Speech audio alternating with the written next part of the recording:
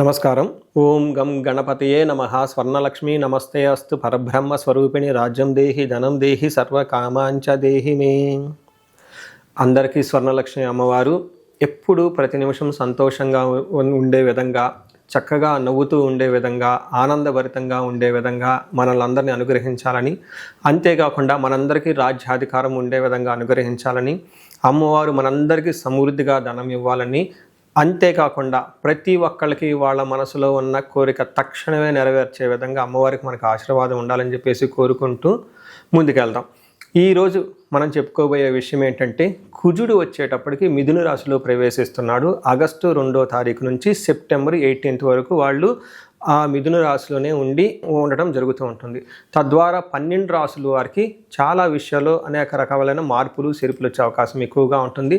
కొంతమంది అనుకూలంగా ఉంటుంది, కొంతమందికి వచ్చేటప్పుడు ప్రతికూలంగా ఉంటుంది, కొంతమందికి కొంచెం ఇబ్బంది పెట్టే విధంగా ఉంటుందని తెలుసుకోవాలి. కుజుడు వచ్చేటప్పటికి ధైర్యానికి, పరాక్రమానికి, హీరోయిజానికి సంబంధించిన గ్రహము. కుజుడు వచ్చేటప్పటికి ఎనర్జీ, స్ట్రెంగ్త్, ఇనిషియేటివ్ అనే పనికి ముందుకెళ్ళాలని దానికి సంబంధించిన గ్రహము. యంగర్ బ్రదర్స్ సిస్టర్స్ ఎవరంటే వాళ్ళకి సంబంధించిన గ్రహము. అంతేకాకుండా మోస్ట్ ఇంపార్టెంట్, కుజుడును భూమి పుత్ర అంటారు. అంటే ల్యాండ్స్, ప్రాపర్టీస్, బిల్డింగు, కన్స్ట్రక్షన్ వీటికి సంబంధించిన గ్రహం.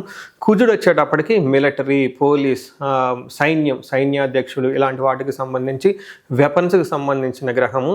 అలాగే కాకుండా కుజుడు వచ్చేటప్పటికి ఫైర్, హీట్, ఇంజనీరింగ్, టెక్నాలజీ, ఫోర్స్ని అప్లై చేసే ఇట్లాంటి పనులన్నిటి కూడా కుజుడికి సంబంధించిన గ్రహం. ఇలాంటి కుజుడు మిథున రాశిలో 45 రోజులు సుమారు ఉండటం వల్ల మిగతా 12 రాశుల వరకు ఎలా ఉందో మనం చూద్దాం. మనం మకర రాశి కనుక గమనించుకుంటే, ఈ కుజుని యొక్క సంచారం మకర రాశి వారికి చాలా అనుకూలంగా ఉండే అవకాశం ఎక్కువగా ఉంటుంది.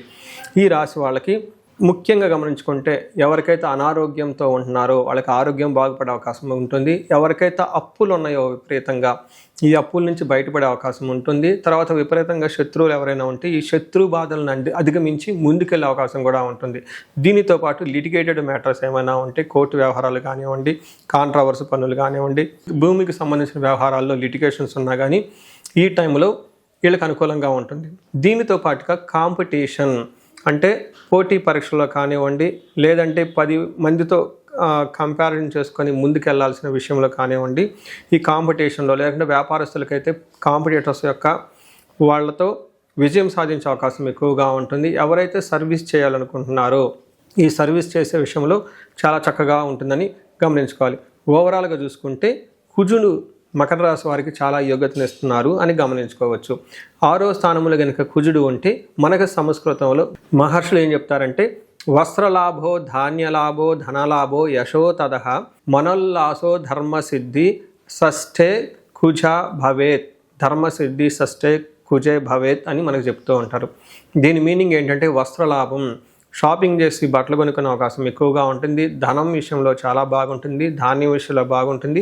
కీర్తి ప్రతిష్టలు చక్కగా ఉంటాయని గమనించుకోవాలి. వీటితో పాటుగా మనసు అంతా ఉల్లాసంగా ఉంటుంది, ఉత్సాహంగా ఉంటుంది. ధర్మసిద్ధి, అనుకున్న పనులు ధర్మబద్ధంగా మీరు ఏదైనా కనుక పనులు చేయాలనుకుంటే ఈ పనుల్లో సిద్ధించే అవకాశం ఎక్కువగా ఉంటుందని గమనించాలి.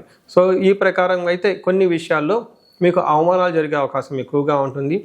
అనవసరమైన పార్ట్నర్స్తో గొడవలు అయ్యే అవకాశం కూడా ఉందని గమనించుకోవాలి. సో చూశారు కదండి, మకర రాశి వారికి ఓవరాల్గా చూసుకుంటే ఈ కుజుని యొక్క సంచారం అనుకూలంగా ఉందని గమనించాలి. ఈ టయాన్ని సద్వినియోగం చేసుకోవాలని చెప్పేసి నేను కోరుకుంటున్నాను. మనం ఈ రాశి వారికి పరిహారాలు చూసుకుంటే, ఇందులో పరిహారాలు 2-3 రకాలుగా చెప్తానండి. ఒకటి సెల్ఫ్ రెమెడీస్, మీరు చెప్పుకునే పరిహారాలు చెప్తాను.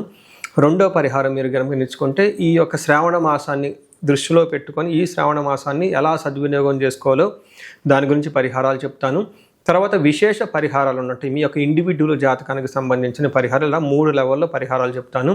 ఫస్ట్ ఏంటంటే, మనకు శ్రావణ మాసం వస్తుంది కాబట్టి ఈ శ్రావణ మాసాన్ని మనం సద్వినియోగం చేసుకునే విధంగా స్వర్ణలక్ష్మి విశేష హోమం అనేది ఒక హోమం జరుగుతూ ఉంటుంది. ఎవరైనా గనక అది నా సమక్షంలో జరుగుతూ ఉంటుంది. ఎవరికైతే 16 మంది లక్ష్మీలు కావాలి, సిద్ధలక్ష్మి, మోష్టలక్ష్మి, ఇష్టలక్ష్మి, గజలక్ష్మి, ఇలా అనేక మంది లక్ష్మీల యొక్క కటాక్షం మీకు కావాలనుకుంటే స్వర్ణలక్ష్మి విశేష హోమం జరుగుతూ ఉంటుంది. ఇక్కడ స్వర్ణలక్ష్మి అమ్మవారి దేనికి ప్రతీక అంటే, మీ యొక్క సంపదలకి విలువ పెరగటానికి స్వర్ణలక్ష్మి అంటారు. అంటే ఆల్రెడీ మనకు ఇల్లు ఉండొచ్చు, సంపాదన ఉండొచ్చు, పిల్లలు ఉండొచ్చు, అందరూ ఉండొచ్చు. అయితే వాటికి విలువ ఇంకా పెరగటానికి కావాల్సిన ఒక శక్తి అమ్మవారిని స్వర్ణలక్ష్మి అంటారు. ఈ యొక్క స్వర్ణలక్ష్మి విశేష పూజ చేయడం జరుగుతుంటుంది. అమ్మవారికి ఎంతో ఇష్టమైన తామర పూలతో ఈ యొక్క హోమం చేయటం జరుగుతుంటుంది. అమ్మవారికి ఇష్టమైన అనేక పుణ్య ద్రవ్యాలు మొత్తం ఈ పూజా సామగ్రి వాడటం జరుగుతుంటుంది. ఇది అయిపోయిన తర్వాత ప్రతి ఒక్కరికి 3 వెండి కాయిన్స్ ఇవ్వడం జరుగుతుంటుంది. ఒకటి బీరువాలో పెట్టుకోవడానికి, ఒకటి మీ పర్సులో పెట్టుకోవడానికి, ఒకటి పారే నీళ్ళల్లో డ్రాప్ చేయడానికి, ఇలా ఒక కుబేర మూటని కూడా ఇవ్వటం కూడా జరుగుతూ ఉంటుంది. ఇది గ్రూప్గా సామూహికంగా చేయడం జరుగుతూ ఉంటుంది. దీన్ని అందరూ సద్వినియోగం చేసుకోవాలని చెప్పేసి నేను కోరుకుంటున్నాను. నెక్స్ట్ రెమెడీస్, ఈ కుజుడికి సంబంధించిన ఇంట్లో చేసుకునే రెమెడీస్ ఏంటంటే, ఫస్ట్ కందులు 1 కేజీ దానం ఇవ్వగలిగితే చాలా బాగుంటుంది. సుబ్రహ్మణ్యేశ్వర స్వామి భుజంగ స్తోత్రం చదివితే ఇంకా చాలా బాగుంటుంది. ఎవరైనా కనుక ఇంకా ఆంజనేయ స్వామి గుడికి వెళ్ళి మంగళవారం కనుక ఆకు పూజతో కనుక పూజ చేయించగలిగితే ఇంకా బాగుంటుంది. ఇవి సెల్ఫ్ రెమెడీస్ అని చెప్పుకోవచ్చు. విశేష రెమెడీస్ అన్ని కొన్ని ఉంటాయి. ఇవేంటంటే మీ యొక్క ఇండివిడ్యువల్గా జాతకంలో ఏదైనా గనక దోషాలున్నా, గ్రహశాంతులున్నా అవి ఒకసారి జాతక చక్రం చూపించుకుంటే బాగుంటుంది. ముఖ్యంగా ఎవరి వయసు అయితే 40 సంవత్సరాలు +or-5 ఇయర్స్ అంటే 35 to 45, 50 ఈ రేంజ్లో ఉండి సక్సెస్ఫుల్గా 10 ఇయర్స్ ట్రాక్ రికార్డ్, ఎడ్యుకేషన్ ఉండి, ప్రొఫెషనల్ ట్రాక్ రికార్డ్ ఉండి, అంతా బాగుండి ఎక్కడో కనుక లైఫ్లో మీకు ఆగిపోయారన్న ఒక ఫీలింగ్ వచ్చేసి ఉంటే దానికి కారణం మీకున్న శాపాలు యాక్టివేట్ అయ్యి ఉంటాయని గమనించుకోండి.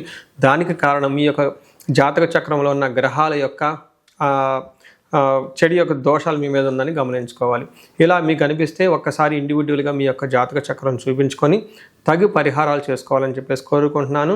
అందరూ ఇప్పుడు విధంగా స్వర్ణలక్ష్మి విశేష హోమంతో పాటు హెల్త్ బాగా లేకపోతే మృత్యుంజయ హోమము, ఆయుష హోమం చేయించుకోవటం, భార్యాభర్తలకు అన్యోన్య దాంపత్య పాశుపత హోమం చేయించుకోవటం, ఎలాంటి పరిష్కారాలకైనా సరే రాహువుకి సంబంధించిన ఇలాంటివి ఉంటే చండీ హోమం చేయించుకోవటం చాలా ముఖ్యం అని చెప్పేసి నేను కోరుకుంటున్నాను.